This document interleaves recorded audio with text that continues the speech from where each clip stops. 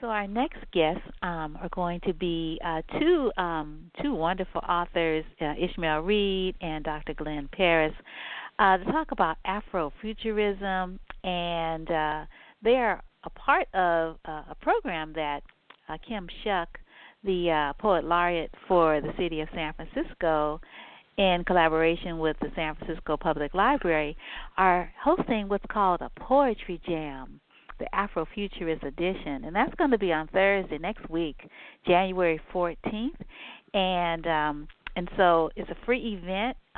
It's going to be broadcast on YouTube. So, yeah, and other writers besides Ishmael Reed and Glenn Parris are Staajabu from Sacramento, Deborah Major, former Poet Laureate for the City of San Francisco, Avotcja, and Tureeda Mikell. It's going to be awesome.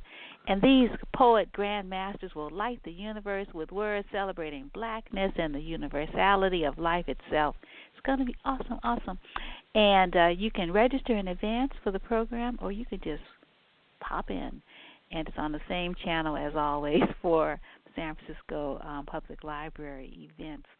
But, yeah, it's going to be really, really awesome. So a lot's been happening, this week, and a lot has happened, we just think about 2020. And I was just wondering, sort of, how are you making it through artistically? Are you doing a lot of reading? Are you doing a lot of writing? Sort of, what do you, how do you, manage, for want of better words, chaos?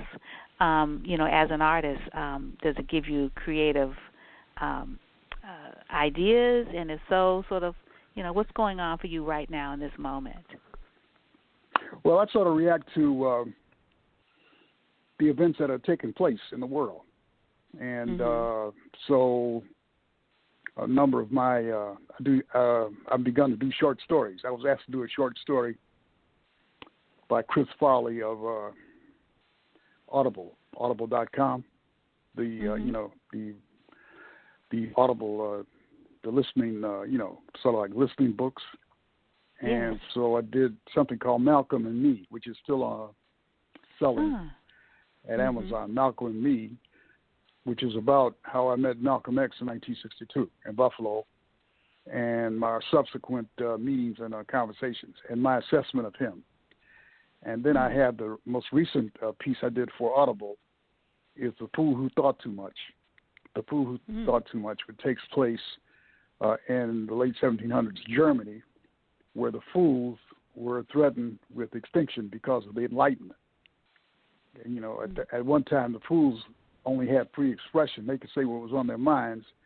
The Enlightenment wanted everybody to have free speech. So, there's a conflict between the two cultures. And then I did a play called The Haunting of Lin-Manuel Miranda, which got recognition all over the world and brought a lot of tax because I challenged the idea that Alexander Hamilton was an abolitionist. And so my idea was ridiculed in the New York Times, NPR, Broadway Central, which is a trade magazine of the theater world, all denouncing my assessment of that play. But finally, the estate of Alexander Hamilton's father-in-law, General Philip Schuyler, admitted that Alexander Hamilton was a slave trader and sold slaves for others, and they produced receipts. So I don't know whether people are going to apologize or not, but, so I'm working now on a play that I hope to get done this year about how Jean-Michel Basquiat was exploited by art dealers and artists. Oh, that's really now in great. terms of what's happening last week. I think that there should be an assessment of how privileged white men form American opinion because they're behind the times. They go to these privileged schools, and they talk to each other, and they really don't know what's happening outside of their circle. And so I have a piece that was published in Mother Jones this week about who does the first draft of history, about how We suffer because opinion is monopolized by men whose resumes are interchangeable and don't have a single idea what's going on in our country. Mm-hmm. Oh, wow, I like that. Who does the first draft of history? I have to read that. That sounds fascinating. Mm-hmm. Yeah, you're a really wonderful essayist, and you write in all the genres. You're a playwright. You write poetry. You write novels. You write in all the genres, and my opinions, Wanda, my opinions are more welcome abroad than here. I don't have any trouble getting published in El País in Spain or Liberation in Paris or Haaretz in Israel. It's in the United States where I have a difficulty placing my opinion because I view politics reality from living in a black ghetto for 40 years, and I don't view it from Cambridge or Georgetown or some other privileged place. So that's why my opinion differs from the kind of mainstream opinion or the token opinion, how they select tokens to be spokespersons. So that's why I have difficulty here. But I have no problem getting published abroad. I've had op-eds in Japan Times Weekly. And El País, when they wanted to know what was happening with Black Lives Matter, they asked me, and I was talking about how the Ku Klux Klan and the Nazi Party have infiltrated the American police forces. And you saw that in Washington, where General Honoré is now saying it was an inside job. Now, we could have told them that 10 years ago that the right wing has infiltrated the American police departments. Right. I was wondering, do you want to share, some of your writing with us on the air? Poetry, prose, something from your play. My new book of poetry was published last month. My daughter had a book too. Tennessee had her new book, her collected works, published also. And I call this book "Why the Black Hole Sings the Blues." It won't be reviewed in this country. I give up on that. I'd probably get a better review in Italy or China than in this country. But I wrote a poem about the murders and the police killings in 2015. It's called Red Summer 2015, and it's set to music by David Murray. And it's on a recording. It's sung by a gospel singer. This is called Red Summer 2015. 9 Christians are shot by a man with a scheme. He was nurtured and weaned on a textbook of lies which honored slavers, Jefferson Davis, Nathan Bedford Forrest, and Robert E. Lee. The devil entered Vessey's church disguised as a youth. The Christians took notice of his hoof for a foot, but everybody was welcome, even Daniel the roof. His mind full of bile, he martyred his host. A mother played dead in the blood of her child. But the Holy One's prayers with their African roots almost moved young Ruth. Quote, almost had me shouting on my feet that I almost forgot my heinous deed. A child was shot down while holding a toy. The police asked questions, but nobody was blamed. The stars in his eyes were dim in the day. He lay on the pavement where the children play. A man was shot while running away. The shooter took aim as though he were game. The demons are partying with their buddies, the fiends, and having a good time. Red Summer, the year is 2015. Okay, let me turn the page here. For making ends meet by selling cigs loose or making a lane change, they will give you the noose. Before his final heave, Eric Garner said, I can't breathe. His neck was crushed. He could breathe no more. They found Sandra dead on the jailhouse floor. A grand jury looked and issued a tone. They blessed the killers and allowed them to roam. When Dorsey got news that both wife and child were dead, that's our mood in the summer of dread. The spirit was his guide when he wrote that great song, But who is the God who will take our hand? And who is the God who will lead you on? Don't you get weary, Martin said when he spoke of his dream. His words have kept us from drowning in screams in this bloody summer of 2015, where killers and murderers reign supreme.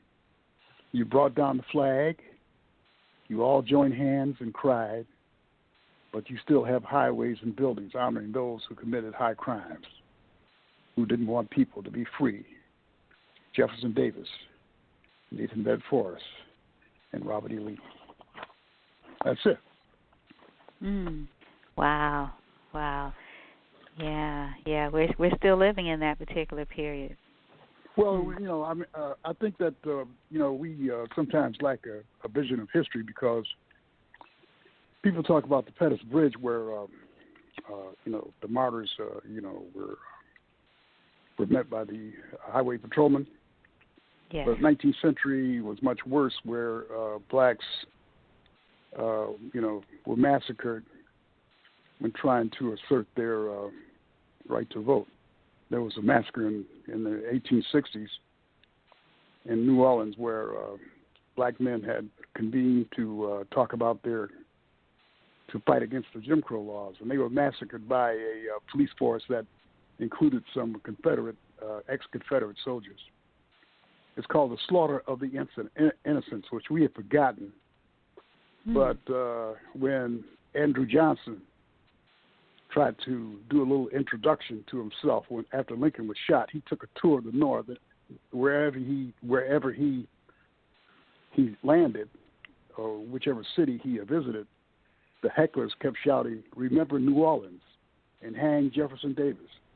So New Orleans was a huge event, that massacre of black men who were trying to vote or trying to fight the Jim Crow laws. There are a lot of atrocities that happen like that, but they've been buried. Like, we're just getting around to Tulsa, 1921, where 300 black people killed. I worked for the martyr, who just was recognized. I worked for A.J. Smitherman. He was in the Times last week or so. He was editorial pages. The mob was after him. They were after black people because they were too prosperous. They looked too good.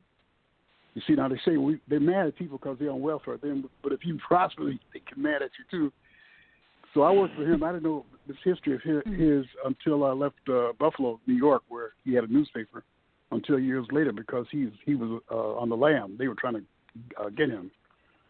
But he was finally exonerated, and now they're talking about reparations for his family, because the mob burned out his house, and his family had to flee to Boston. Then they went to Buffalo. So we're just getting around talking about 1921, where 300 black people were killed. So the kind of stuff we're going through now is,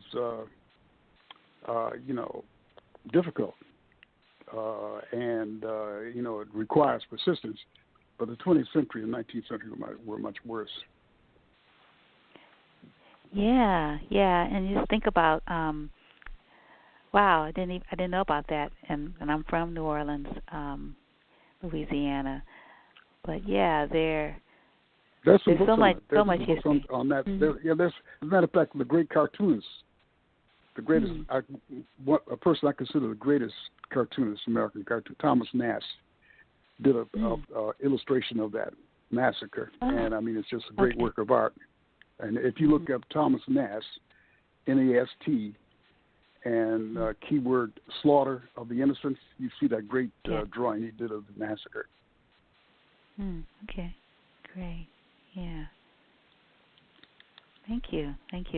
Yeah, I was just thinking when you were talking, there's Glenn, about, the whole thing around, integration being challenged around public transportation, in New Orleans. Yeah, a lot of, and then the largest slave insurrection, the anniversary is coming up. I guess this might be today. You also had an interracial strike where the whites and the blacks joined in New Orleans, 1906, where blacks were picketing. The blacks felt they were working under oppressive conditions at the docks. They were longshoremen, and they went on strike, and the white workers joined them. and the administration, the city administration, and the shipping companies tried to divide the blacks and the whites, but they held together and negotiated an agreement. But the whites and the blacks stood fast. And one theory is that's the reason they came up with Jim Crow, because there were populist movements throughout the South, including whites and blacks. So the establishment made a deal with the whites. We'll give you some crumbs, a little more crumbs than blacks, a lot more crumbs, I guess. And that's how the deal ran. And if you want to see a good movie about that, although the topic is buried, The Great Debaters. That's what that's about. Where Melvin Tolson, they hardly mention the fact that he was a great poet in that movie, but they do touch upon the fact that there was an alliance between black and white farmers. So they had to crush that, but that happened in New Orleans in 1906, and I wrote a play about it, which is going to be published next year, called Life Among the Aryans, and it was performed at the New Eureka Poets Cafe. So it's easier for me to get a play in New York than out here, because I don't want to go into it. But you saw what Carol Perloff said, didn't you? No, what's it, the American Conservatory Theater in San Francisco? Oh yeah, I know who she is. No, what is she? Yeah, she's being sued by a black a person who's among their personnel there. She said that her people are not interested in plays about black people. Really? That's sort of like the mentality out here. Yeah, that's sort of like the mentality out here. It was in the Chronicle. You can look it up. Just look up.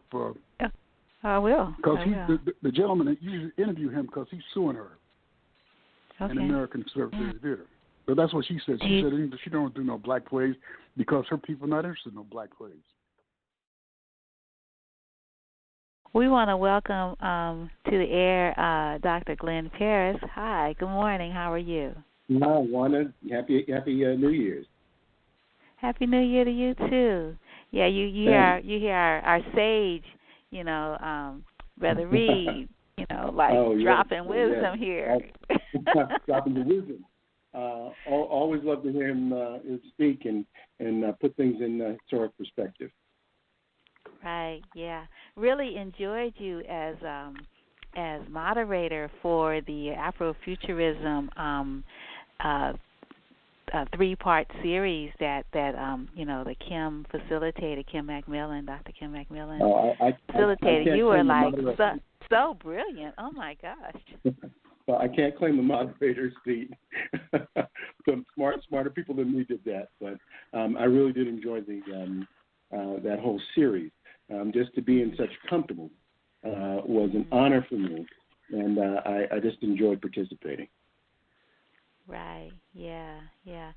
And you are going to be a part of this poetry jam, which is going to be really cool, the Afrofuturist edition. And you've got some things happening. You've written a short story that's going to be a part of this collection on Wakanda. Yeah, there are a couple of things kind of popping for me right now. So, no one expected to lose Chadwick Boseman last August. That's truly tragic. But we had a collection in the works from early 2019, to develop an anthology of short stories about Wakanda and Black Panther. That has since been dedicated to the great Chadwick Boseman. Jesse Holland is the editor. We've got some fantastic African-American and African writers contributing to that. Not only just African-American writers of popular literature and such, but the great Nikki Giovanni has a contribution in it that will blow your socks off. I am shocked that I was included in this anthology. But I have to thank Professor Jesse Holland for including me. But we're looking forward to that coming out next month during Black History Month. I thought the timing was excellent. Right. Yes. And both you and Mr. Reed, Ishmael, are New Yorkers. You were born and raised there, and I was just wondering if you wanted to talk a little bit about being a physician and being a writer. Afrofuturism, I think it could kind of lend itself to to your medical expertise. But also, I hear Kim told me that you were mentored by Octavia Butler, and I'm just rereading her books again. And I read first I read Parable of the Sower because that's like my Bible one, and I was like, I just love it. And so now I'm almost finished with Parable of the Talents. And so anyway, I just want to say to you, God has changed, right? For sure. That is the one thing that is guaranteed in life: change. Yes. Nothing stays the same. Yeah. So I met Octavia Butler in 1996, and I was astounded. I love her work, and it wasn't until I got to the Black Arts Festival that year that I learned that there were only a handful of recognized Black science fiction writers. Now, of course, there are more. They just weren't classified as science fiction writers. They've written speculative fiction with cosmic consequences, but they weren't classified as science fiction. So it was just astounding that there were just so few. But she was just so brilliant. Just the subtlety of her observations, the depth of her questions, and her genius. If I can divert for a minute, her genius was in packing a small sentence with so much. That was the incredible thing about Octavia Butler. I mean, when she just gave you these little short questions, sometimes a question could only be a single word, and it just packed such a punch. You'd have to think about it for a while before you formulate an answer. And she was generous as well. I wish that I had had more contact with her than I did. Right, yeah. And then I was just thinking, about her last novel, Fledgling, and you've got this. You've got a lot of books, science fiction, fantasy, historical fiction. But you're the author of Renaissance of Aspirin, the first in the Jack Wheaton mystery series, and you've got Unbeaten, a Vampire Dream. And I was thinking about Unbeaten, a Vampire Dream. It was like what is it about, sort of like Tanner Reeve Dew and Octavia Butler and yourself and I'm drawing a blank on her name, but a wonderful poet here. Ishmael, you might know her name. She's here, and she wrote about a vampire young woman in New Orleans. And I'm saying Anne Rice? No, African American. No. And she's here in San Francisco. Okay. Yeah, and she was the first.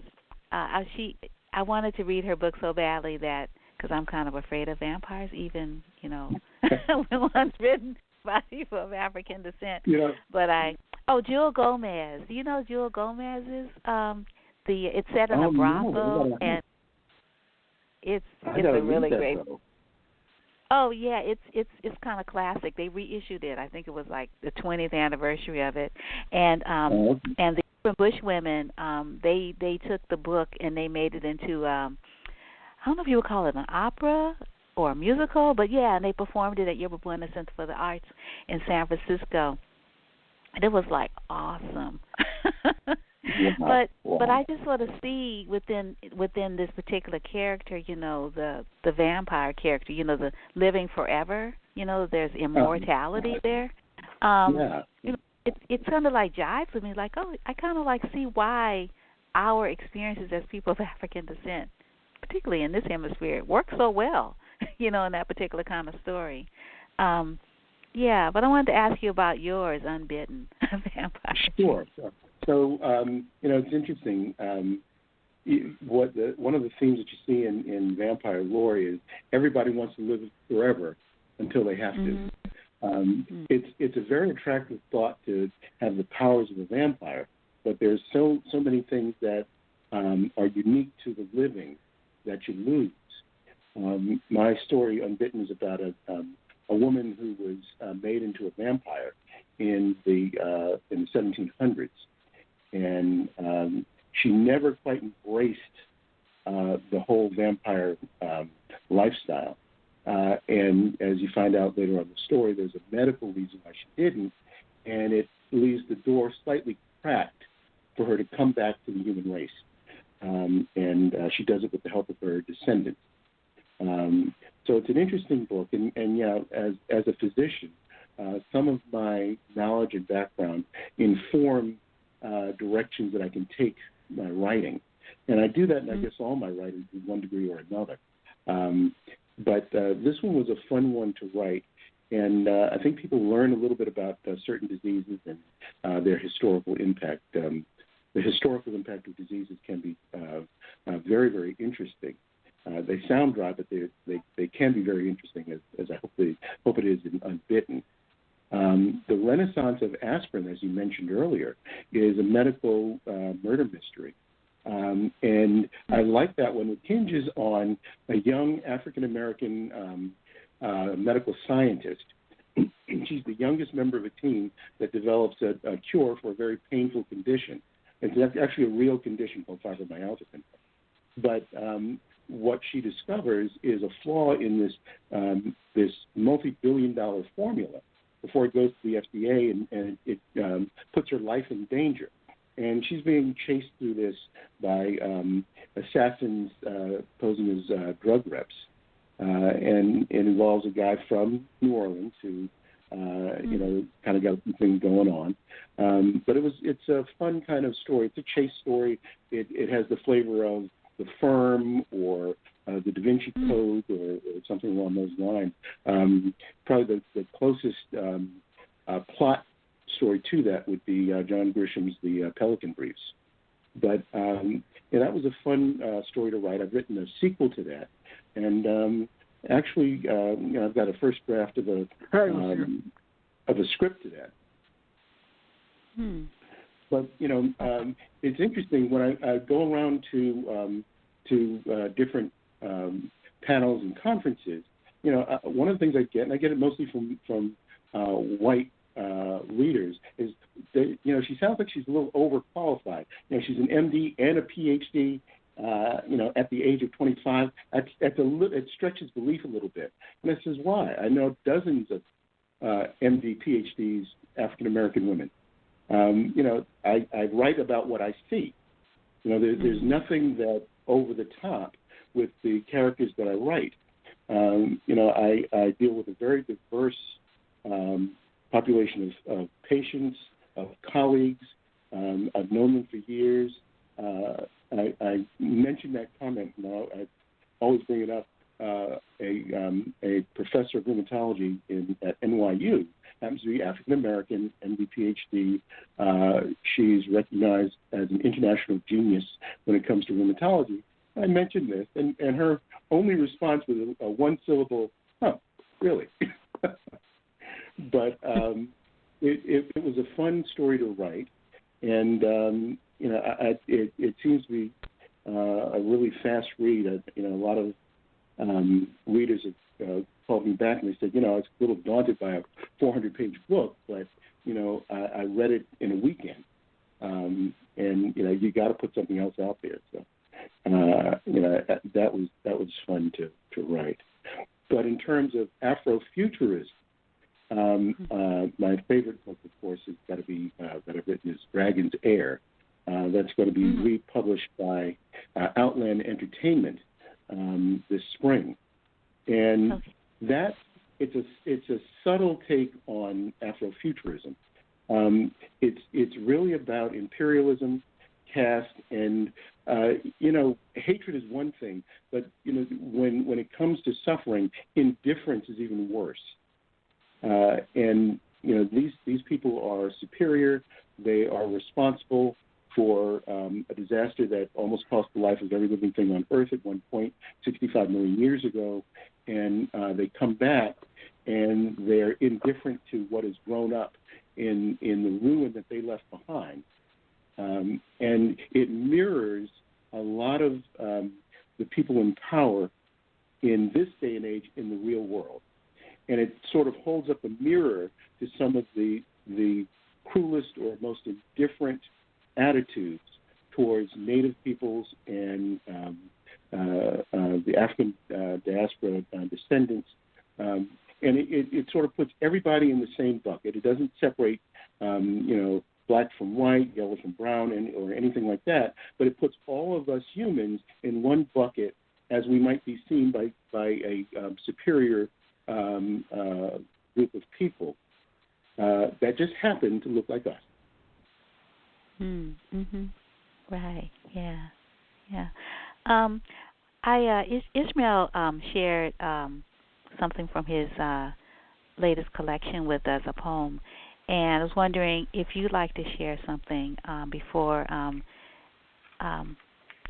invite Ishmael back into the conversation. But before that, Ishmael, do you have anything you'd like to respond to, that Glenn just shared? Yeah, well,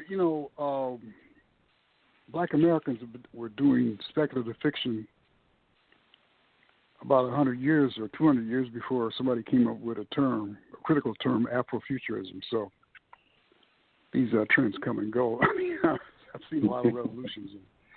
I'm doing the introduction to John O'Killen's unpublished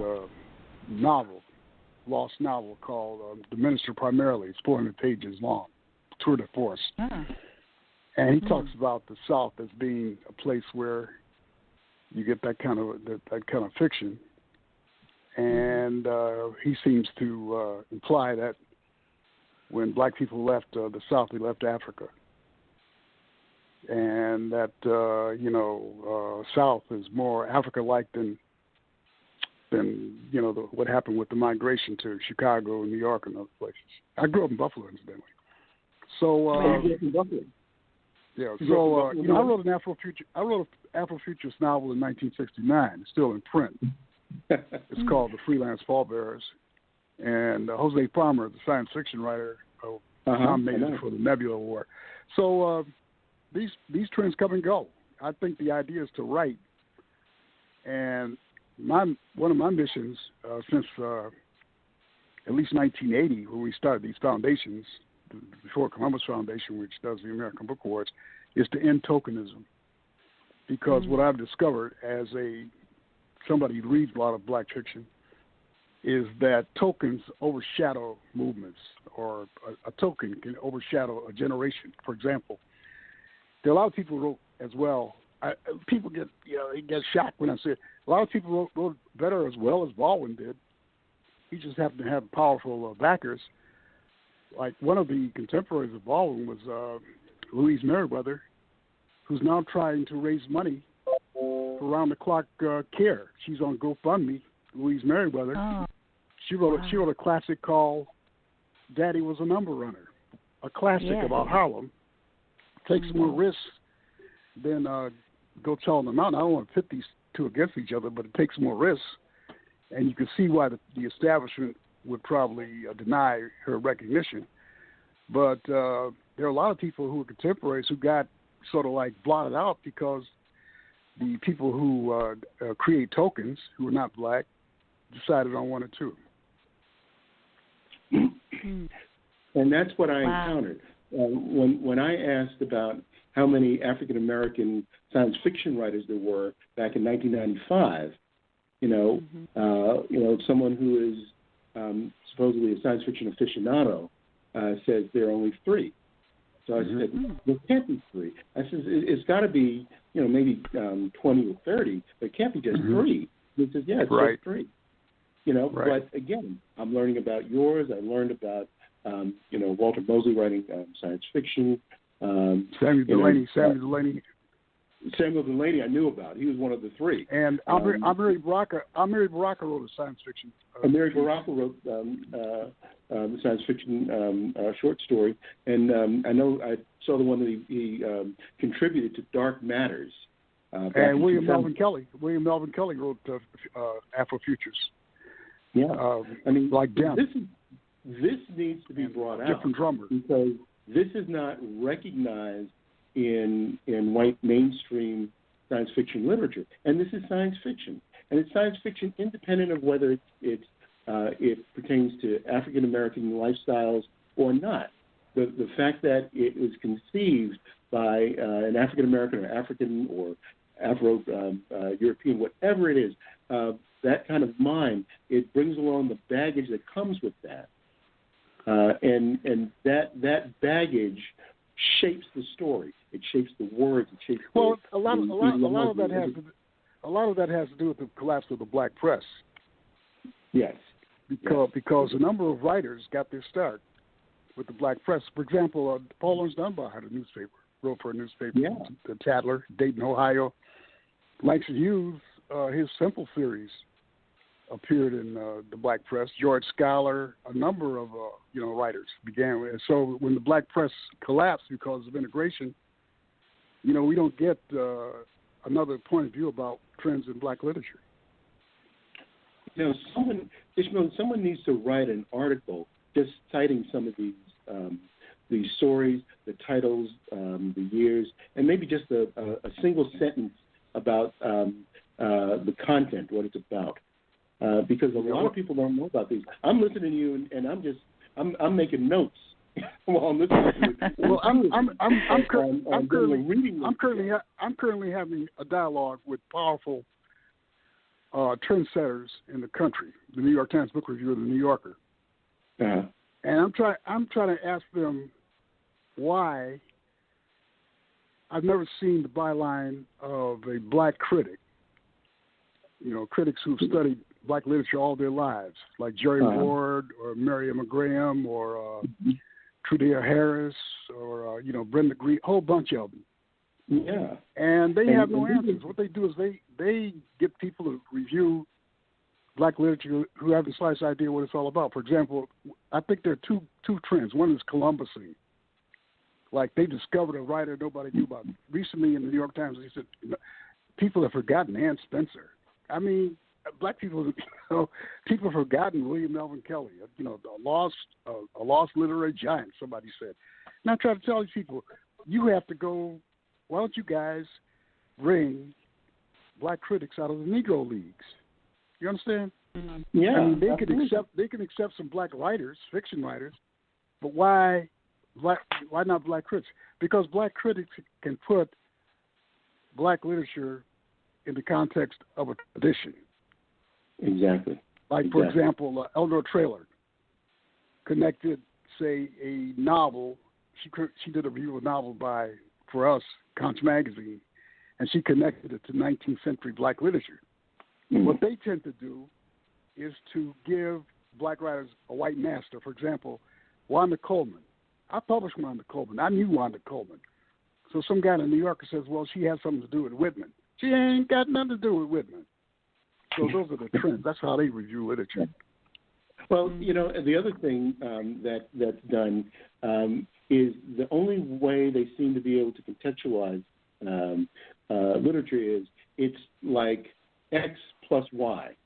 So, and I just did it when I talked about my novel. It's like the Pelican Briefs. A lot of times our stuff is, as I said before, it is shaped and informed by our experience and our background, and it's not like anything that has been popular before. Mm-hmm. Mm-hmm. And it's if you're looking for new fodder for streaming, for movies, for novels, get something that's really new, and let's not continue to rehash ancient Greek epic poetry. Let's not continue to just reformulate Shakespeare's plays, Charles Dickens. Come on, let's get something that's really new. There's nothing wrong with all those things. And I love new spins on old stuff. Let's get some new stuff that's fresh that no one has read before, and it's different, and anybody can relate to it. Yeah. Do you want to share something from your Wanda, from your canon? Wanda, I got to go. Wanda, I got an appointment. I got to go because I said I thought it was going to be 45 minutes. But anyway, yes. I just wanted to say that I'm glad to hear that Glenn is writing, and it sounds very fascinating, his work. And I just wanted to tell them one of the great innovators of 20th century poetry was also a doctor, a physician, and his name was William Carlos Williams. William Carlos Williams. Thank you very much, everybody. Thank you. Thank you, Ishmael. Thanks for joining us. Look forward to seeing you Thursday at the event at the Oakland Public Library, at the San Francisco Main Library with Kim Shuck. Take care now. All right, you too. Bye. Bye. Yeah, Kim sent me a text, and she said that Ishmael was considered one of the early pioneers of Afrofuturism, but he is an early pioneer of a lot because he is he just has such a great breadth of the literature, right? I mean, he's just like dropping all this stuff, it's so cool. And it's so interesting, how you both, in New York, and you went to school in Buffalo. He's from Buffalo. Right. And Chip Delaney also taught literature in Buffalo. Oh, really? There are a lot of connections. Yeah. And I was just thinking about your whole, your scientific field of rheumatology. Is that how you pronounce it? Rheumatology.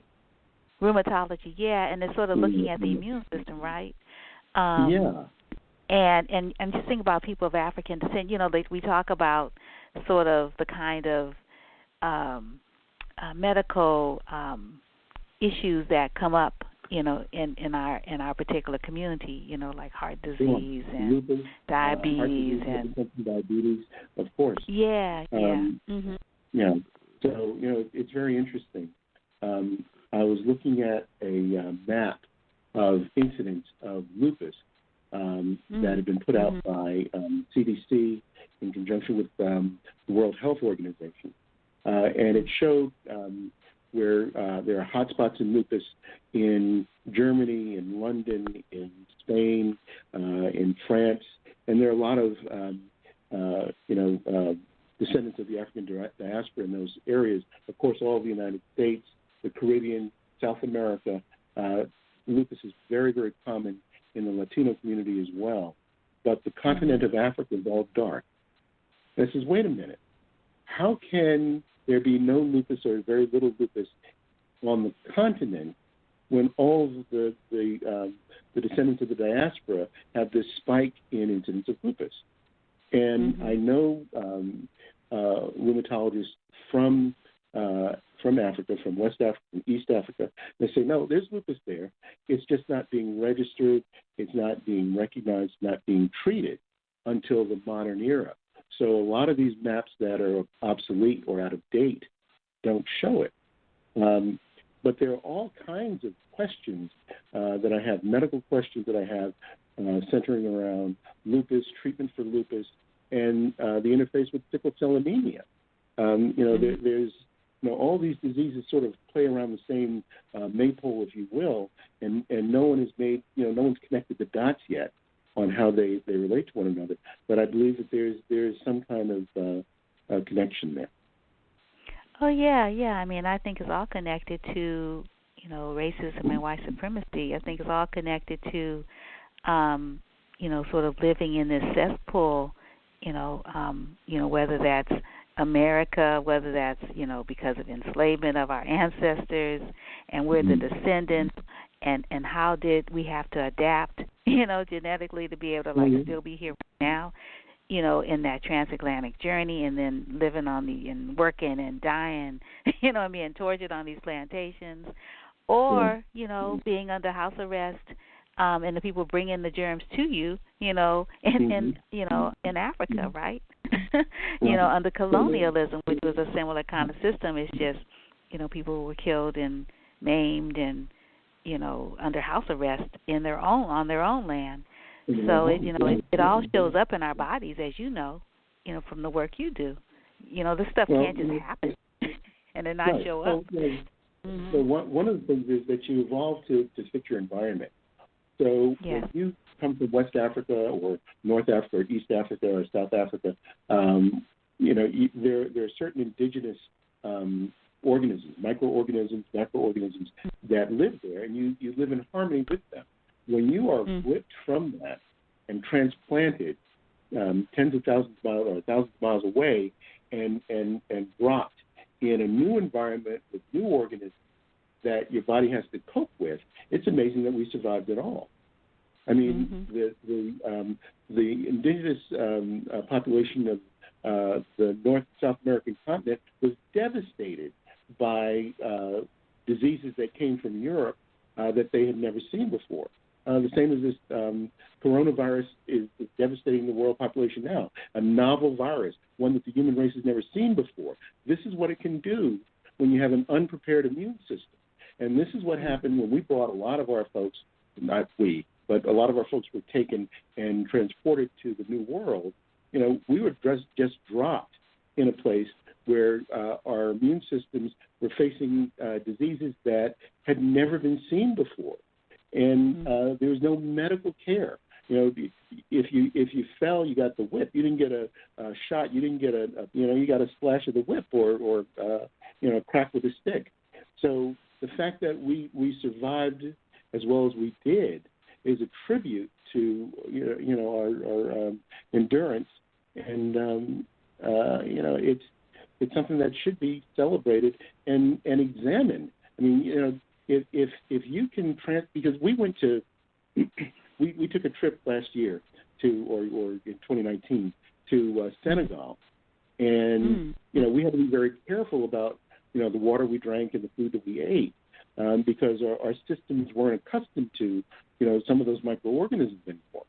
But the people who lived there, they had no problems with it, and I'm always very proud of this. When I stepped off the plane, and they looked at my passport and they looked up at me, there was this quizzical look on their faces, that like, you're American, but you look like us. I got a lot of them. I got a lot of that. Very dark skin, and I took it as a point of pride that I looked like I belonged in the sea of people who looked like me. But the fact that we had to prepare and we had to be cautious about what we ate and what we drank, because we had lost a lot of that immunity, and we lost a lot of that microbiome that lives in our guts that is unique to us. So, but the fact that we survived that without any preparation is a real testament to our fortitude. Yeah, and I think it's our spiritual fortitude as well. The unseen and what we carry, in our DNA memory. Our soul, that doesn't get, that doesn't die. It's just like it moves with us. Yeah, and our ancestors. Absolutely. There was one very busy panel that we had in November, I think, where we were talking about the difference between African futurism and Afrofuturism. And, it's the position of some... I remember that. I remember that question. Yeah, some of the African writers, they make the comment that, African Americans tend to, twist things and take it from a purely American perspective. And there's a difference between, indigenous African writers and what they put into their story and what we put in. We have very little history. But, and I didn't get a chance to finish this on that panel, but even though we were ripped from the continent, separated from those that we knew, suppressed in terms of educating our young on the culture, the history, the language, the cooking, the music, all those aspects of life, even though those things were suppressed and removed from us, we were given a new religion, we were given a new language, language is, in spite of all of that, something remains that still connects us to all the cultures of West Africa.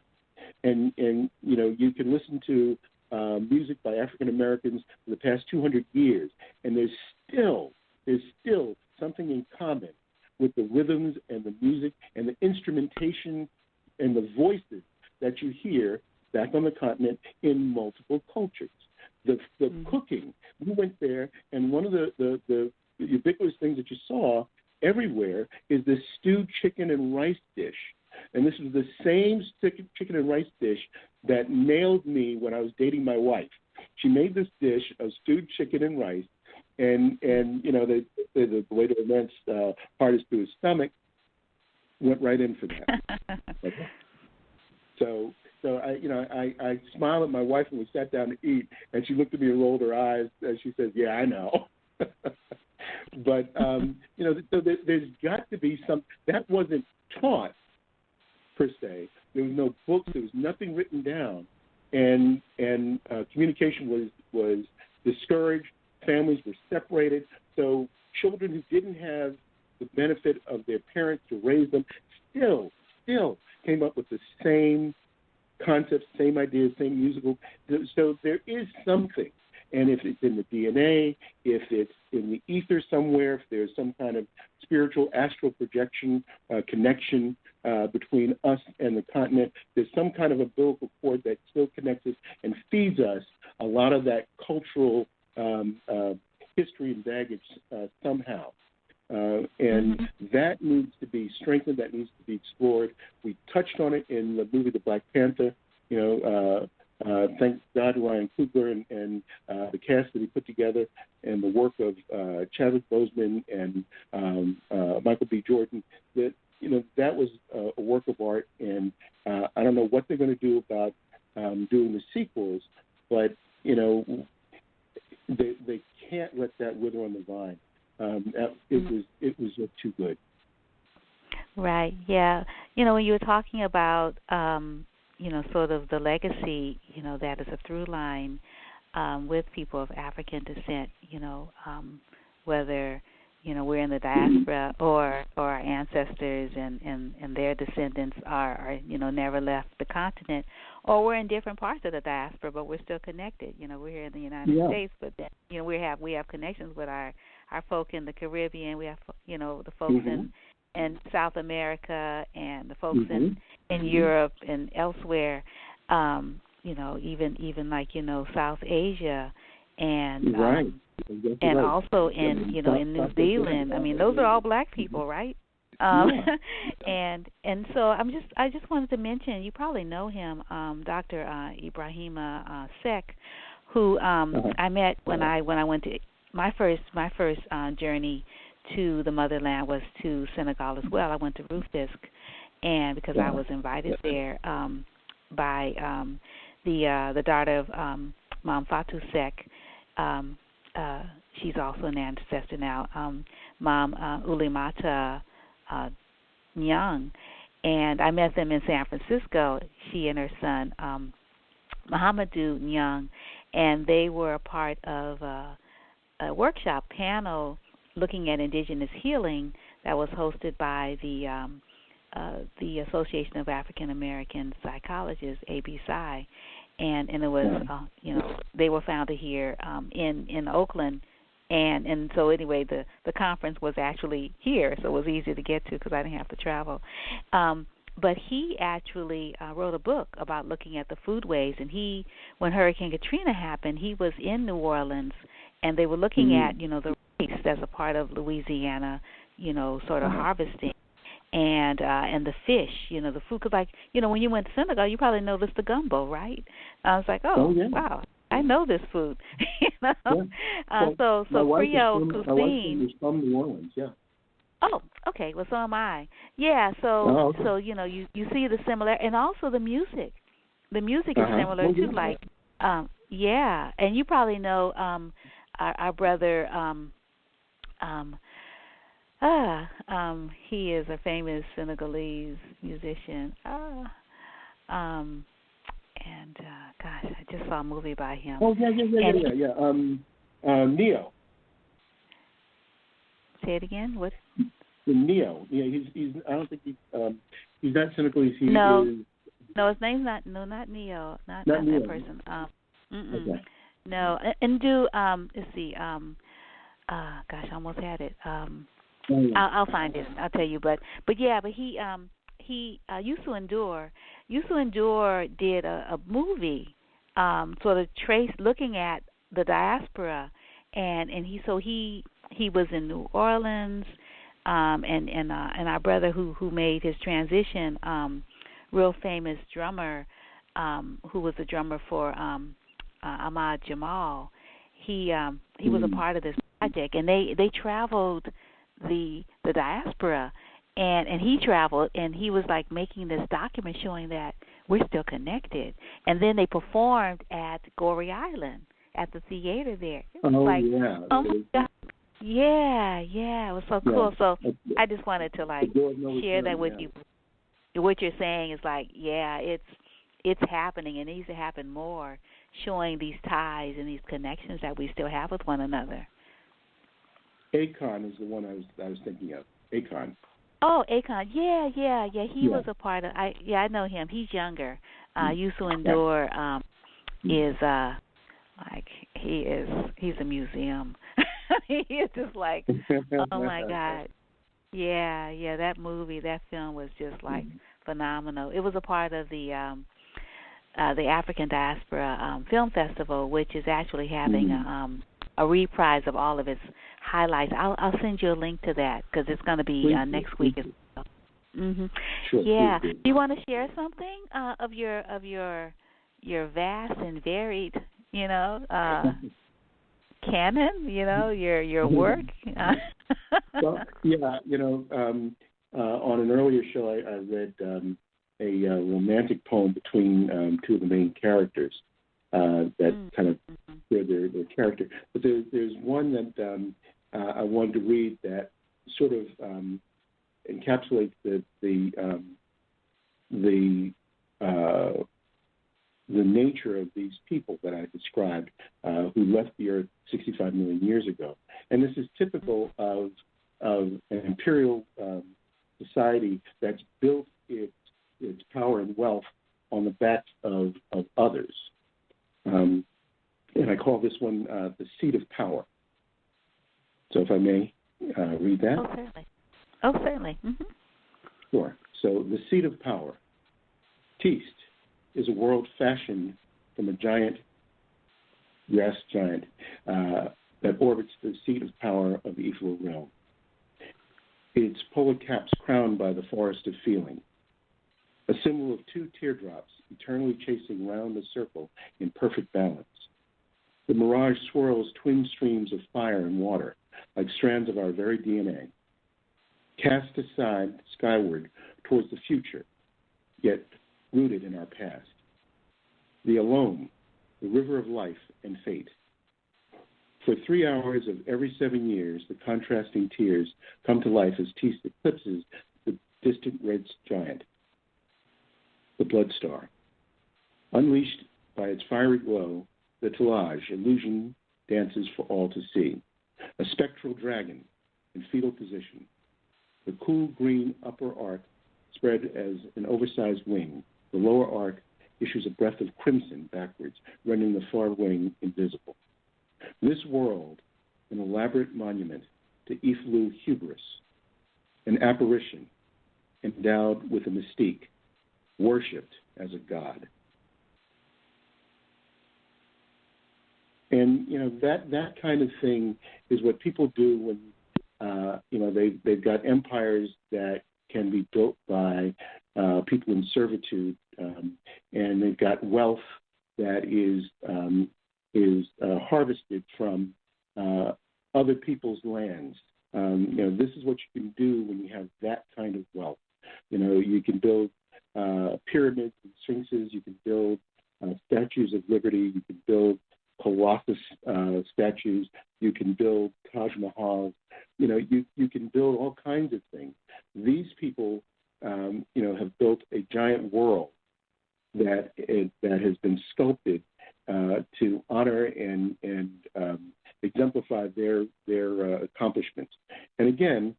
on the backs or over the graves of those they've left behind. And it's a mirror of our culture and our decisions and some of our values of ignoring what you've taken from those who need, and you've thrown away on frivolous things like monuments or statues or palaces that go on forever and ever and ever. These things are fine. There's no great sin in them specifically, but when they're surrounded by people who are starving, people who are suffering, people who are wasting, people who are disrespected, they have no value. Right, that's so true. Yeah, and I was just wondering, how does it feel when the future is getting closer and closer to now? I'm thinking, as I mentioned, that I'm reading Octavia Butler's Parable of the Sower and Parable of the Talents, and we're in it's like 2024. Like that's the year that Oya Olamina is writing her, coming to her earth seed and establishing Acorn and all this stuff is happening, and then now in the Parable of the Talents, they've got this demigod on as president that's trying to bring back Christian values, and everything is like there's no order. People are like setting up and doing what they want, and we see what happens. We have this coup d'etat that nobody's calling a coup d'etat, unsuccessful on Monday, and everyone said, no, it wasn't that. Yes, it was. Well, it absolutely was. It totally was. Yeah. I point out the genius of Octavia Butler and Samuel L. Delaney as well. If you read some of his work, he wrote about the Internet back in 1984, before there was an Internet, and he got so many things right. I mean, he almost described Google in 1984. It was just amazing. But Octavia Butler's genius, as I said, science fiction often has a shelf life.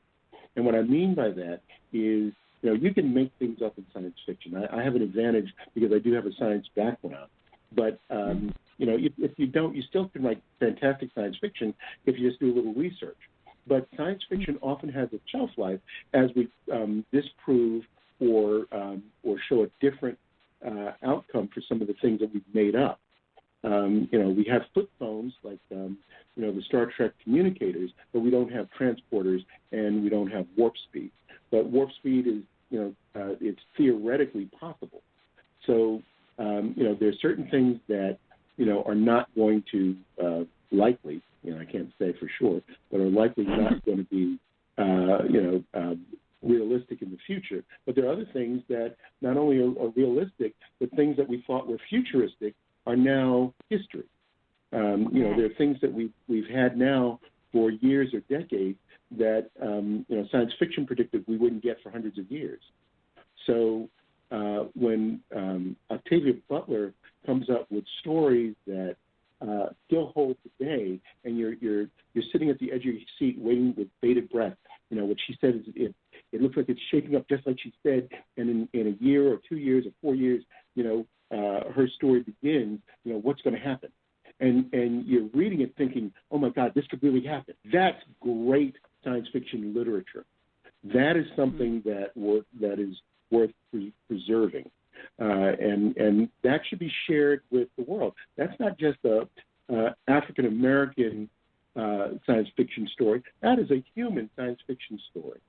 And anybody can appreciate it and enjoy it and grow from it. Right, yeah. I was just wondering, like in your own writing, like what you shared, have you seen some of your work, sort of like it's getting closer and closer and like, oh, we're here now. What you wrote in the past.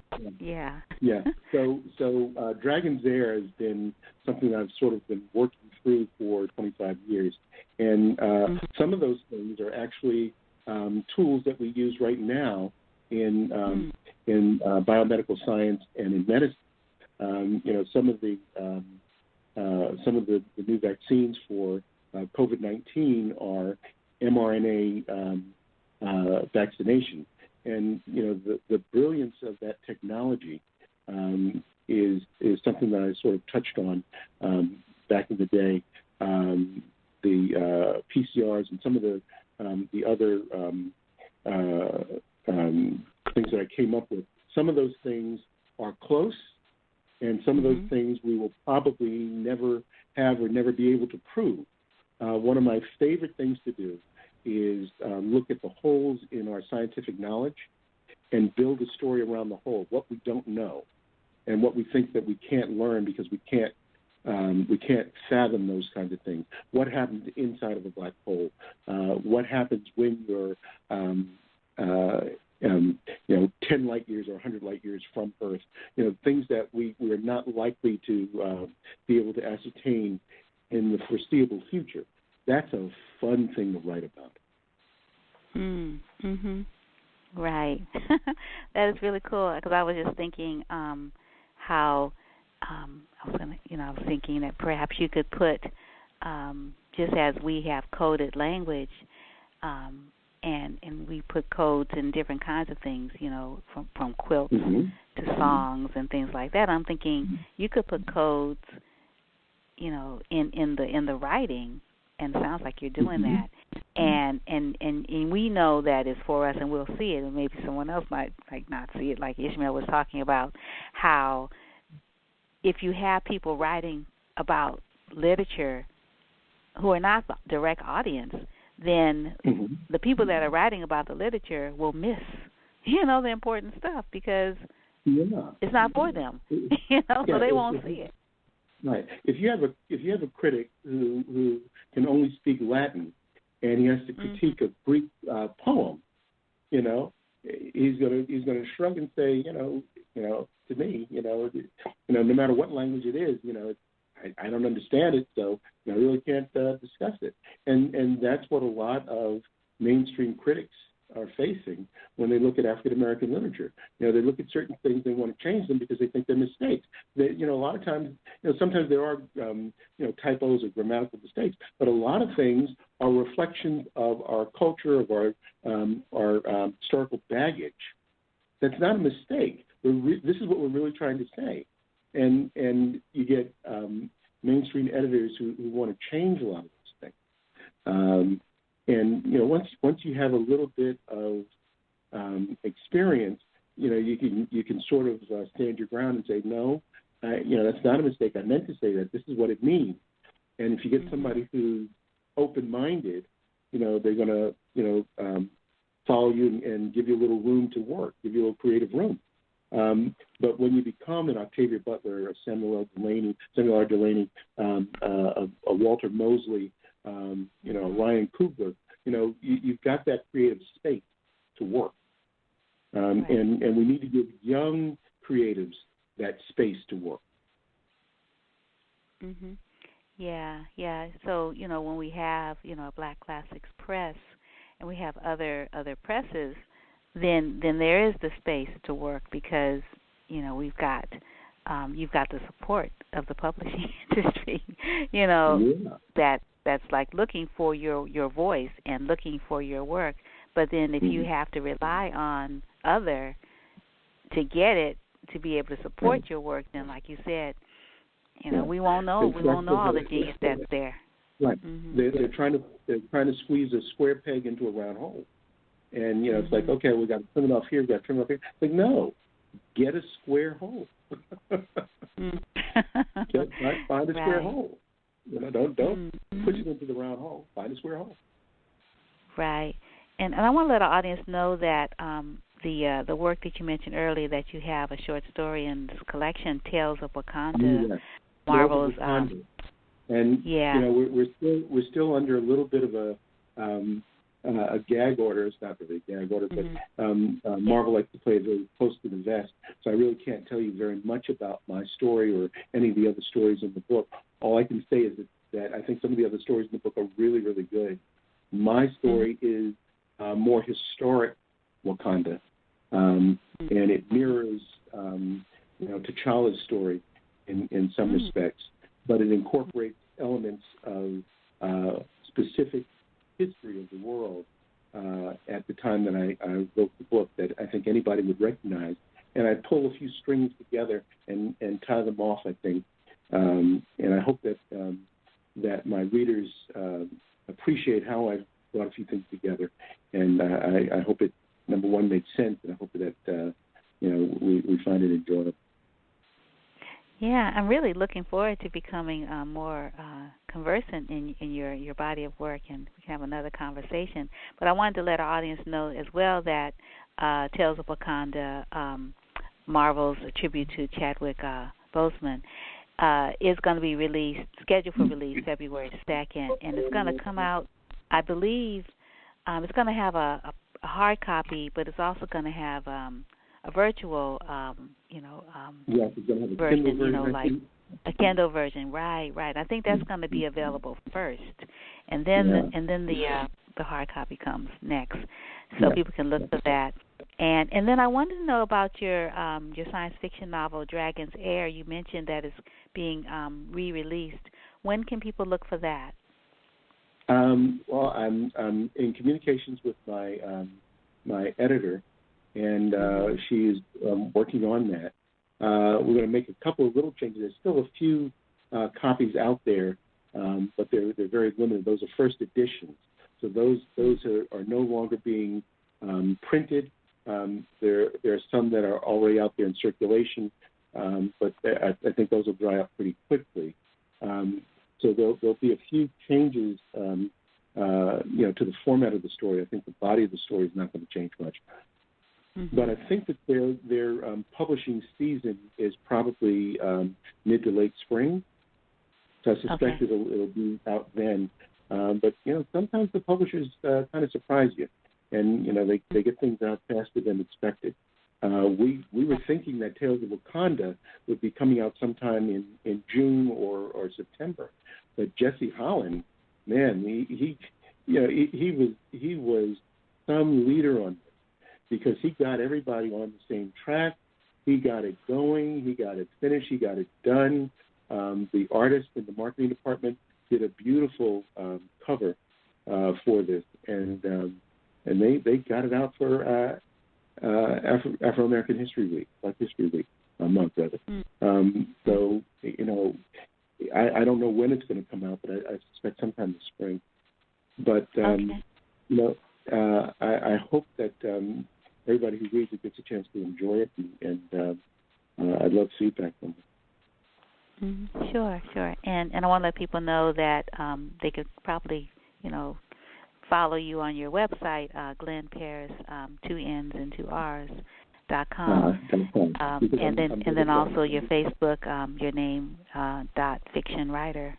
Again, 2 N's and 2 R's. So there's 2 ways to be in touch. I'm sure you'll drop information it's coming out. I'm told that I'm double trouble, so I got 2 N's and 2 R's. Sounds excellent. Yeah. Well, I want to thank you so much for this wonderful conversation, and wonder if you have anything else that you didn't get a chance to say or share. I do have one other short story that's out there called The Tooth Fairies, Tales of Tureeda. I saw that. And that's been another anthology about offbeat fairy stories, also from Outland Entertainment, and some really interesting takes on fairies and the fae community and such. I think it'll get you thinking. It's a right. Yeah. So that's out. So we can just look for that. We can find that because it's already published and everything. Yeah. Oh, that should be cool. And I wanted to mention to you when you spoke about how what Ishmael was like dropping all this information earlier in our conversation, just about some of the. I never even heard anyone talk about James Baldwin's contemporary and Louise Merriweather. Like, oh my goodness! I mean, I didn't even know she was still with us, let alone, having some trouble, with funding her medical care. That's terrible. Like, I mean, that's really terrible. I think that the problems that we have with access to medical care in this country are, they're atrocious. That we even have to deal with that. The wealthiest country in the world, and there are people who have to choose whether or not they're going to keep their home or get medical care that they need.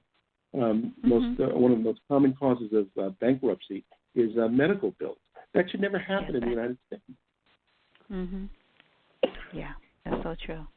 That's so true. Yeah, and with people, I'm sure you see that now that people don't have adequate housing. There's a whole nother level of illness that comes just because you don't have shelter. So this stuff is preventable. It is, and that's the thing. An ounce of prevention is worth a pound of cure is so true. Things that I see sometimes. I see patients in the hospital with multi-system organ failure that could have been completely treated with $5 worth of medicine just 2 months earlier. Wow, $5. Yeah. $5. And it's the simple things. President Obama said it, as a non-physician, he said it brilliantly. If you control for obesity and cigarette smoking, you reduce the incidence of diabetes, hypertension, osteoarthritis, COPD, heart disease, stroke, cancer. Just those simple things, lifestyle changes. And you can eliminate 80% of the cause of illness in the United States. It's not rocket science. It can be done, and it's so simple, but it's made to be complicated because they throw politics into healthcare. Stop. Right. It doesn't need to be them. Yeah, certainly. Yeah. Wow, well, it's so wonderful, having a scientist on the show who's also a creative, but then science is creative. It's all the same, just different parts of your mind working together. Math and music, same thing. Yeah, I'm really looking forward to next week. Are you a part? Yeah, you're a part. Are you a part of the program next week on Thursday? Yes, you are, right? 14th, yes. I'm really looking forward to hearing some of your poetry because you all are like together. It's going to be like, oh my gosh, it's going to be so awesome. Just sort of like in one room, so to speak, right? Yeah, Kim was a really good facilitator. She really is. So next time I'll get a little more romantic with my poetry. It's all love anyway, right? It's all love. Right. Well, Wanda, you take good care. Yes. Yeah, I wish you a happy New Year, and please stay healthy. Thank you. Be careful all right. out there. You as well. All right. You as well. Thanks.